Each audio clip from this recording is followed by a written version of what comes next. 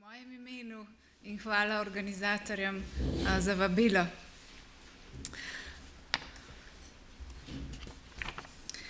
Strah je eno osnovnih čustev, s katerim otrok spoznava svet. Čeprav se odraslim lahko nekateri otroški strahovi zdijo nesmiselni, morda celo pretirani, imajo vsi strahovi pomembno razvojno vlogo.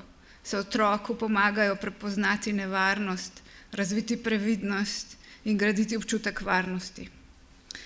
V predavanju bomo pogledali, kako otroci doživljajo strah, kako ga izražajo in kako jim lahko pomagamo. Otroci pogosto strah doživljajo zelo intenzivno, neposredno in zelo zares. V nasprotju s tem, kot to doživljamo odrasli, in v nasprotju z rekom, da je strah vogtov in da ga okrog nič ni. Otrok se na strah odzove, še preden ima čas razmišljati, kaj se sploh dogaja. Ker v bistvu center za čustva v otroških možganih se še razvija in se aktivira hitreje kot pa tisti del, ki je zadolžen za razmišljanje in besede. Ker so otroci zelo občutljivi na dražljaje iz okolja, lahko zelo zaznajo čustva drugih, jih zrcalijo. Tako da, če prepoznajo prestrašenega nekoga okrog sebe, ki ga je strah, se zaskrbijo zanj in še njih postane strah. Obstaja pa manjša skupina otrok z brezčutno, nečustvenimi lastnostmi, ki strah pri drugih težje prepoznajo, in to vpliva lahko neugodno na njihov odziv v družbi.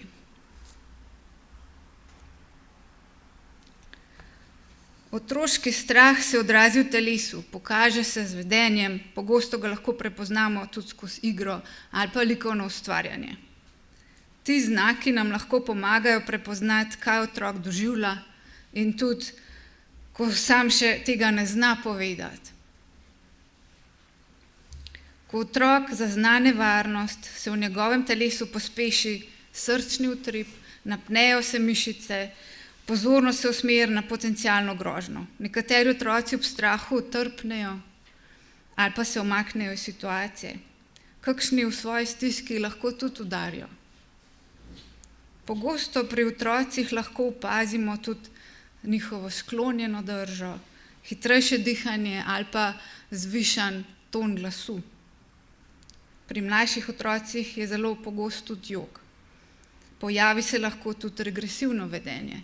Recimo, da kar naenkrat se začnejo obnašati bolj nezrelo, kot so se že prej. Recimo, da začnejo zopet močati posteljo ali pa sesati prst ali pa začnejo otročje govoriti ali pa si želijo, da ga starši zopet nosijo po rokah, hranijo ali pa da ga uspavajo kot dojenčka.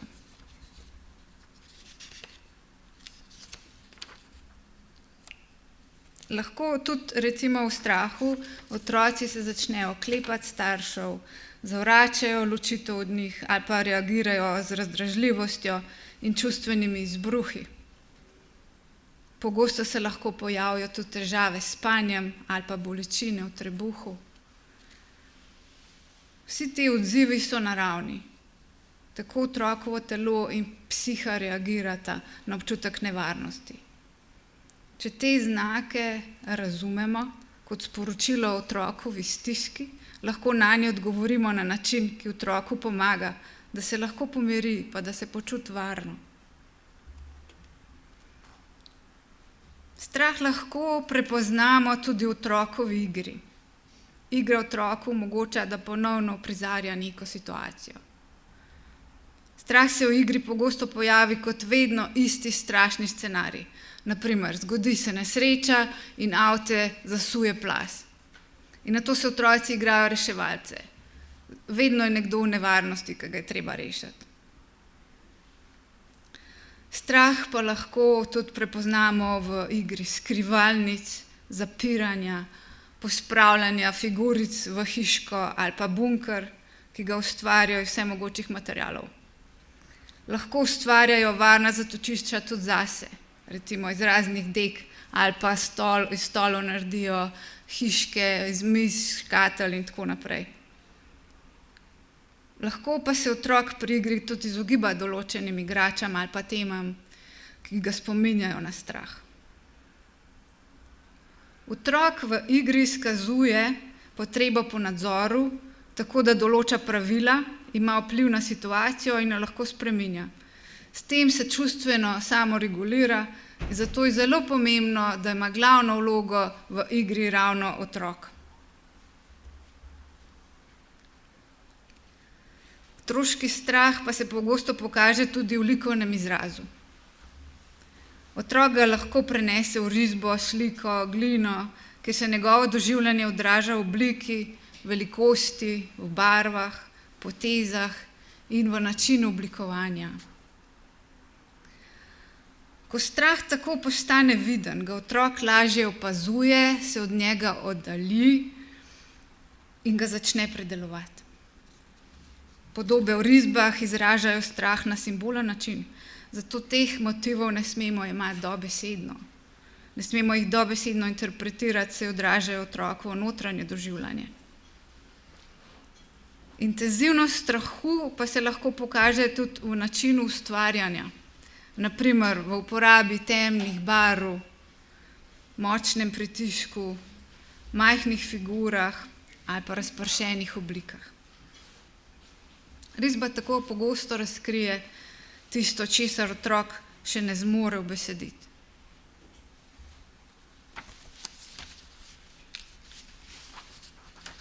Nadaljevali bomo s primeri zgodb otrok, ki so doživljali strah ali pa tesnobo, pa so imeli možnost to izraziti tudi v likovni obliki. Pri sliki, ki jo gledamo, gre za insert iz obravnave terapevtske ločitvene tesnobe predšolskega otroka. 4-letna deklica pride v terapijo in ponosno pove: "A veš, ko moram iti spat, jaz lahko prva zberem pravljico. Najraje ima tisto, kjer miška zmaga." To je zgodba, kjer miška z iznajdljivostjo pretenta večje živali in si izmisli strašnega zverjasca, da se zaščiti, nato pa prelisiči še njega. Deklica pravljico bere skupaj z mamo in noče spati sama. Ponoči se zbuja, moči posteljo, težko se loči od mame in brez nje ne more zaspati. Spi v postelji skupaj s starši. Starši pa niso povedali, da je mama hudo bolna. Deklica čuti, da nekaj ni v redu. Zato postaja vse bolj nemirna, oklepa se mame, noče v vrtec, lasa mlajšo sestrico in doživlja močne čustvene odzive v odločitvah. V družini se je stiska stopnjevala, odrasli so deklico želeli pomiriti pa zaščititi, vendar so jo nekateri odzivi strani odraslih še dodatno zmedli. Po poplavah se je pri 9-letnici razvil strah pred nevihto. Strah pred nevihto je pri 8- in 9-letnikih nekaj običajnega in zelo pogosto. Ta risba je delo 9-letnice, ki je starše pogosto spraševala o vremenski napovedi in o tem, ali se bo mogla iti skrivati, ali bo mogla iti na varno, ali jih bo spet zalil. Bala se nevihtnega grmenja, strel, težko je zapustila hišo in se je začela izogibati dejavnostim na prostem. Ob prvih kapljah dežja je lahko doživela tesnoben napad. Tesnoba je vplivala tudi na njeno zbranost v šoli in na vsakdanje življenje. V risbi lahko vidimo, da na človeški figuri ni recimo dlani ali pa stopal. To lahko povezujemo z njeno nezmožnostjo spopadanja s tesnobo. V terapiji smo potem izoblikovali plan, načrt, kako se ona lahko postopoma zopet sooči oziroma kako lahko premaga in vladuje to svojo tesnobo in da lahko zopet normalno opravlja šolske obveznosti in lažje živi tudi ob dnevih slabega vremena.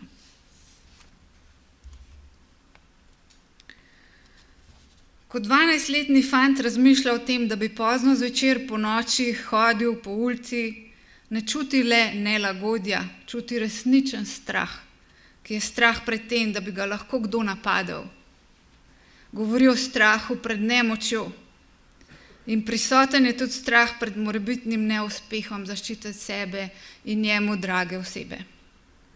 12-letnik je prepričan, da bi bil varen lahko le, če bi imel orožje. Ne zato, ker bi želel komu škodovati, ampak zato, ker si želi zaščititi sebe in sestro. V njegovi predstavi svet ni predvidljiv in varen, zato si varnost skuša ustvariti skozi moč.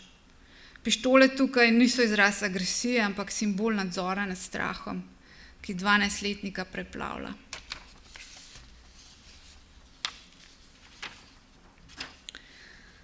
Strah je osnovno čustvo, ki ga doživljamo vsi, ne glede na starost. Pojavi se v vseh kulturah, da nas opozori na nevarnost.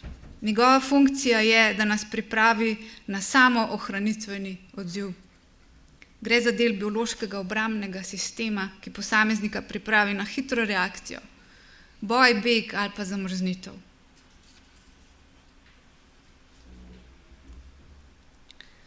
Strah je normalen del otrokovega razvoja. Večina otrok v različnih razvojnih obdobjih doživlja različne strahove, ki so običajno prehodni. Ti strahovi pogosto odražajo razvojne naloge posameznega obdobja. Mlajši otroci se na primer pogosto bojijo stvari, ko so povezane z domišljijo, kot so pošasti. Ko otroci odraščajo, postanejo njihovi strahovi bolj povezani z realnimi nevarnostmi in situacijami v družbi. Razvoj strahov je tako povezan s kognitivnim, čustvenim in socialnim razvojem. In številne anksiozne motnje se začnejo že v otroštvu. Zato je razumevanje razvoja strahu pomembno tudi za preprečevanje kasnejših psiholoških težav, ki začnejo ovirati otrokovo vsakdanje življenje in funkcioniranje lahko postane omejeno.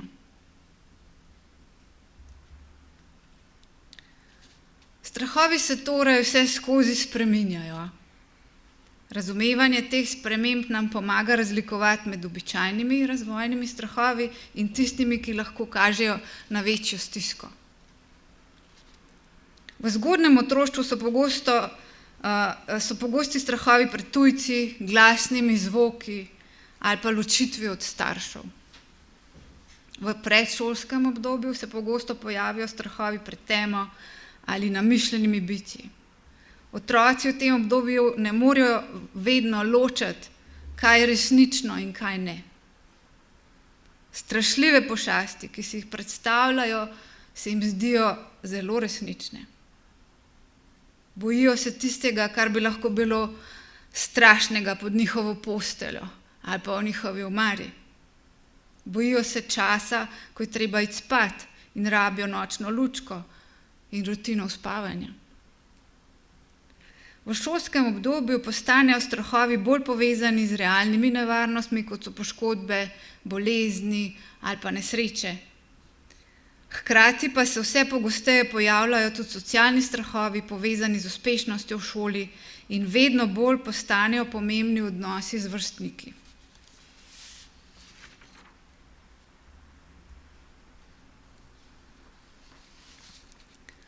Strah se razvije na 3 različne načine. Z neposredno, neprijetno izkušnjo, z opazovanjem drugih in preko informacij, kot so opozorila ali pa zgodbe. Na ta način se otrok postopoma uči, kako razumeti in interpretirati situacijo v svojem okolju ter razviti razumevanje potencialnih nevarnosti. Nekateri raziskovalci predpostavljajo, da imajo ljudje biološko predispozicijo za hitrejše učenje strahu pred določenimi potencialno nevarnimi dražljaji, kot so na primer višina ali pa kače, pajki. Pri otrocih včasih opazimo tudi strahove, ki se odraslim zdijo nenavadni, na primer strah pred baloni, glasnimi napravami ali pa maskotami. Otrok pogosto ne reagira na sam predmet, ampak na izkušnjo, ki je povezana z njim. Balon se odraslim ne zdi nevaren, za otroka pa je lahko zelo resničen vir strahu. Že v pogledu nanj lahko postane napet. Baloni so nepredvidljivi v svojem gibanju, lahko počijo in povzročijo glasen pok. Zato otrok lahko joka že, ko samo nekoga vidi, ko začne balon napihvati. In si pokriva ušesa, se oklepa starša ali pa se izogiba prostoru, kjer so baloni. Pri otroku, ki je pok balona doživel od blizu, se lahko razvije močna povezava med balonom in strahom.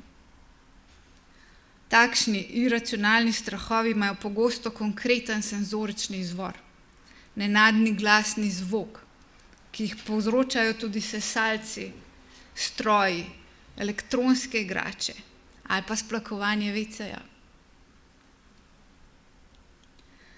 Otroci imajo občutljiv odziv na dražljaje in bujno domišljijo, zato se moramo zavedati, da lahko reagirajo zelo intenzivno in si samo lahko zamislimo, pa težko predstavljamo, kako jim je na vojnih bojiščih, ko slišijo te glasne poke, če se že prestrašijo poka balona.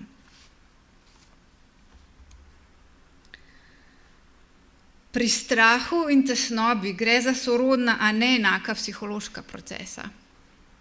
Strah je običajno povezan z zelo jasnim, konkretnim in prepoznavnim držljajem, grožnjo. Otrok ve običajno, česa se boji, na primer psa, ki laja. Otrok strah jasno izrazi telesno, vedenjsko, čustveno. Lahko tudi reče, potem ko je okrog njega brenčala osa: "Joj, mami, sem se kar tresel navznoter, a veš?" A ne, ko pa ta osa odleti, pa ko nevarnost izgine, se tudi občutek strahu običajno hitro umiri. Tesnoba pa je bolj razpršena in manj določljiva izkušnja. Otrok lahko občuti napetost ali skrb, ne da bi znal natančno povedati, kaj ga ogroža. Pogosto je povezana s pričakovanjem, da bi se lahko zgodilo nekaj neprijetnega ali pa da stvari ne bodo šle tako, kot si on želi in si jih je zamislil. Pri tesnobi otrok pogosto ne zna povedati, česa se točno boji. Lahko pa reče: "Nekaj ni v redu", ali pa "Trebušček me boli", ali pa pričakuje, da se bo nekaj slabega zgodilo. In razvije splošno napetost brez jasnega sprožilca.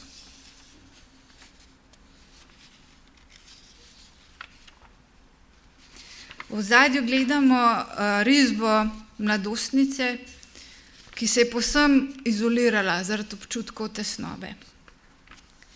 In največjo uteho je našla ob stiskanju svoje igračke, svoje ninice, še iz otroštva. Torej, razumevanje te razlike med strahom in tesnobo nam pomaga bolje prepoznati, kaj otrok doživlja in kako mu lahko pri tem pomagamo. Vloga odraslih je pri tem pomembna. Tudi če se odraslim otroški strahovi zdijo nerealni, celo lahko nesmiselni, so za otroka resnični in jih je potrebno imeti resno. Ko otrok doživlja strah, je najpomembnejše, da ima ob sebi mirnega in čustveno dostopnega odraslega. Otroci se zelo močno odzivajo na čustveno stanje odraslih. In če odrasli ostane miren, otrok lažje začuti, da je situacija obvladljiva. Pomembno je, da znamo otrokove občutke prepoznati, jih sprejmemo in jih ne skušamo zmanjševati ali pa celo zanikati. Namesto da rečemo: "Saj ni nič, saj ti ne rabiš nič bati", lahko rečemo: "Vidim, da te je strah." In tako lahko začnemo pogovor. S tem otroku sporočimo, da so njegovi občutki razumljeni, da je viden, da je slišan, da je opažen, da je pomembno, kaj doživlja. Otroka pomiri tudi telesna bližina, objem, dotik. ali pa preprosta prisotnost odraslega. In ko otrok ponovno začuti občutek varnosti, se lahko postopoma začne učiti, kako se soočati s svojimi strahovi in kako jih obvladovati. Zato je pomembno, da res otrokovega strahu ne zanikamo, ampak da ga sprejmemo kot sporočilo, da otrok v tem trenutku potrebuje več varnosti, več bližine, več razumevanja. Se pravi, našo pozornost. Ko odrasli otroku ponudimo takšno podporo, mu pomagamo graditi notranjo varnost in zaupanje v svet. V likovni terapiji to lahko naredimo recimo z ustvarjanjem na temo varnega kraja.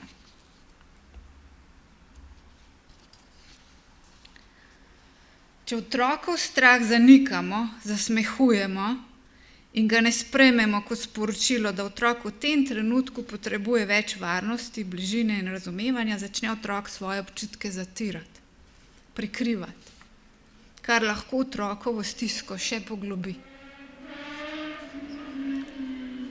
Podobno lahko težavo povzroči tudi pretirano prepričevanje z logiko. Majhni otroci še nimajo dovolj razvitega tega frontalnega režnja možganov, ki je odgovoren za razumsko presojo.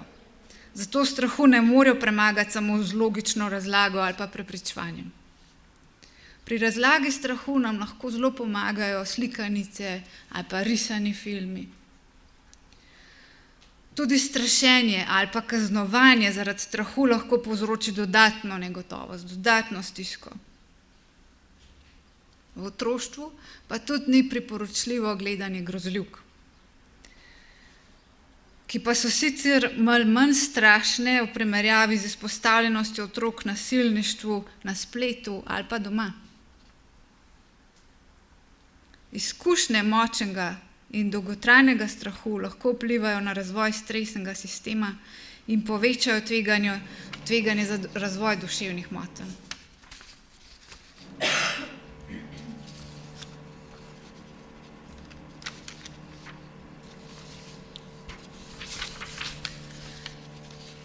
Skozi predstavitev smo lahko spoznali, da se majhen otrok lahko boji teme ali pa pošasti pod posteljo. Šolski otrok ima skrbi zaradi neuspeha ali pa ga je strah zaradi izgube staršev. Mladostnik pa vse bolj občuti strah pred zavrnitvijo ali nevarnostjo v resničnem svetu. Strah sam po sebi ni težava, ampak pomemben razvojni signal. Pove nam, kaj je otroku pomembno, kdaj se počuti ranljivega in kdaj potrebuje več varnosti ali pa pomoč. Simbolno se včasih v terapiji pojavi podoba maternice kot najvarnejši prostor za človeka, a psihološka varnost v resnici nastaja v odnosih. Oblikuje se skozi izkušnjo, da je otrok v stiski slišan, razumljen in pomirjen. Ko otrokovega strahu ne zanikamo, temveč ga sprejmemo in mu ga pomagamo izraziti, poimenovati, otrok postopoma razvija notranji občutek varnosti. In prav ta notranji občutek varnosti je tisti, ki otroku omogoča, da se z življenjem ne sooča brez strahu, ampak s pogumom, kljub strahu, kljub tesnobi. Otroci strah začutijo zelo močno, na hitro, nebesedno. Omogočimo jim čustven izraz v varnih odnosih, spoštujmo njihove zgodbe, bodimo neustrašni in jim pokažimo razumevanje. Hvala za pozornost.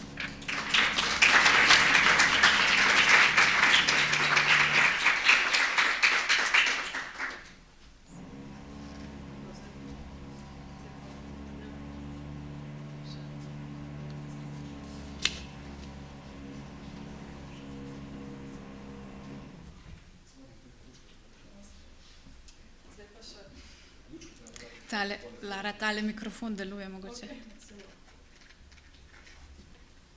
A se slišimo, ne? EPP. Bom pa še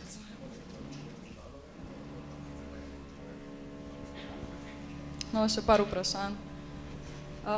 Prvo je tako malo bolj specifično, če lahko mogoče razložite, zakaj pomanjkanje dlani in stopal na risbi povezujemo s tesnobo, oziroma kako interpretiramo te slike. Pri tem moramo biti zelo previdni. A ne? To ne pomeni, da zdaj na vsaki risbi to pomeni. A ne? Če recimo pri človeški figuri umanjkajo dlani ali pa stopala, da to pa sigurno pomeni, da je ta posameznik tesnoben. A ne? Treba je upoštevati celoten kontekst. A ne?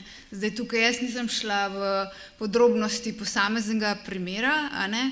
Ampak recimo je pa bil en odraz, kako je bila ta deklica nezmožna se spopadati s to svojo tesnobo, a ne, kako je bila ohromljena, a ne.